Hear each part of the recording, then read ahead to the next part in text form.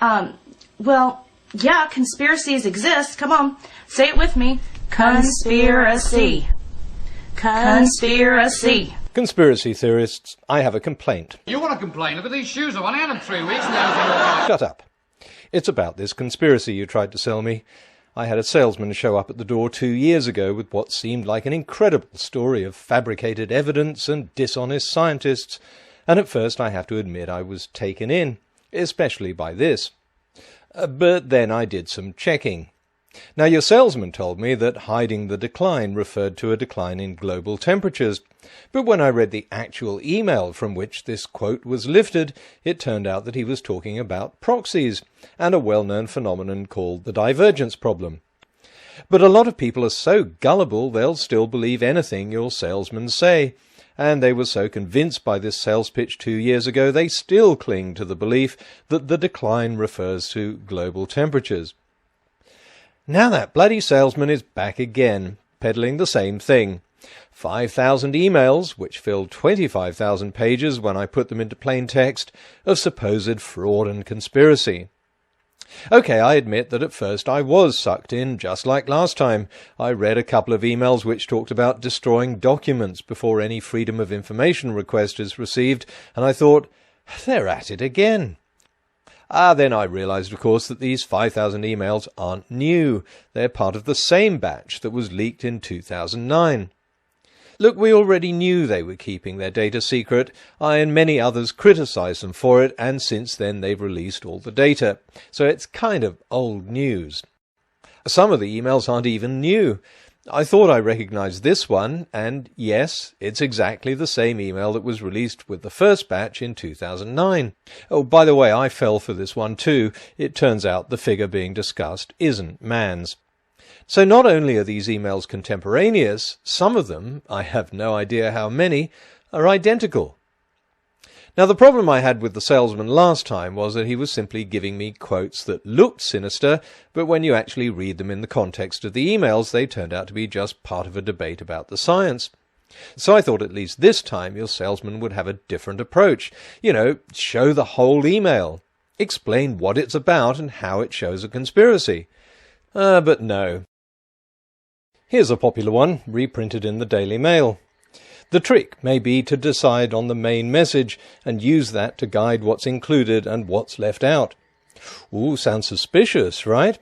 But here's what Jonathan Overpeck said in context. He's talking about condensing a lot of information into a small amount of space. And that's why he says, the trick may be to decide on the main message and use that to guide what's included and what's left out. For the IPCC, we need to know what is relevant and useful for assessing recent and future climate change. Moreover, we have to have solid data, not inconclusive information. So that paints a very different picture. This quote, which was widely circulated, is not only not a complete email, it's not even a complete sentence. The first part has been chopped off. Ironic that you're trying to sell me a story about deceptive science by showing me a quote that itself is deceptive. And here's the whole thing in context. Now, a Financial Times columnist told us this email referred to the science of climate change being manipulated for political purposes. And that's what it would look like to me if all I had was this truncated sentence. But when we look at the whole quote, and then the whole email, it turns out Thorne wasn't talking about the science of climate change at all. He was talking about a draft report to be published at a meeting. He's voicing his concern that the draft might be manipulated for political purposes. By whom, we don't know, and we don't even know if his fears were well-founded. But the very fact that he's voicing them, and that Phil Jones seems to agree that this shouldn't happen, is completely contrary to the picture we're being sold of a conspiracy.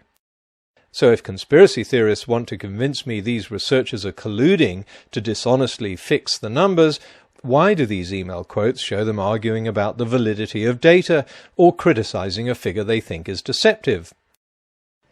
And what you don't see until you read the emails is that there are far more cases where they're critiquing the work of researchers who don't accept the role of CO2 in global warming.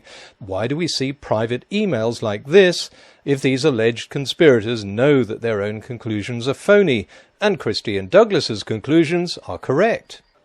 It's the same question I had in 2009 when I showed this email, one of many examples of climate researchers arguing against hyping the science. And this email showed up again in this latest batch. Further evidence that a lot of them are simply the same emails. This is Tom Wigley writing to a group of non-scientific academics who were soliciting signatures for a letter pushing for tougher controls on carbon emissions. Scientists have an added responsibility to keep their personal views separate from the science, he writes, and to make it clear to others when they diverge from the objectivity they hopefully adhere to in their scientific research. It isn't, of course, one of the emails being quoted in the blogosphere, because, like so many other emails, it doesn't fit the conspiracy theory. If conspiracy theorists are trying to convince me that there are examples of mistakes, bodgers and bias in climate science, okay, no problem. I was convinced of that long before this anti-science campaign began. Because there are always a few scientists guilty of these sins in any branch of science. But that isn't what we're being sold. This is supposed to be a worldwide conspiracy that's dreamed up an entire scientific theory of CO2 causing warming. I'm sure I'll get the usual comments from conspiracy theorists that I'm being entirely predictable by questioning these quotes. But of course, did you really think I'd just swallow them hook, line and sinker without checking, like some dumb Daily Mail reader? This is why I see these quotes very differently to you. Conspiracy theorists will just look at the disembodied quotes and jump to the conclusion this confirms their conspiracy, while skeptics will take the time to check the context of the quotes and therefore end up with a much clearer picture of what they mean. All I can say to skeptics out there, and I mean people who really are skeptical, not those who simply swallow whatever they read on the internet without bothering to check it, if you want to find out what these disembodied quotes refer to, read the emails they came from. You'll read a surprisingly honest discussion, complete with arguments and certainties, as well as uncertainties.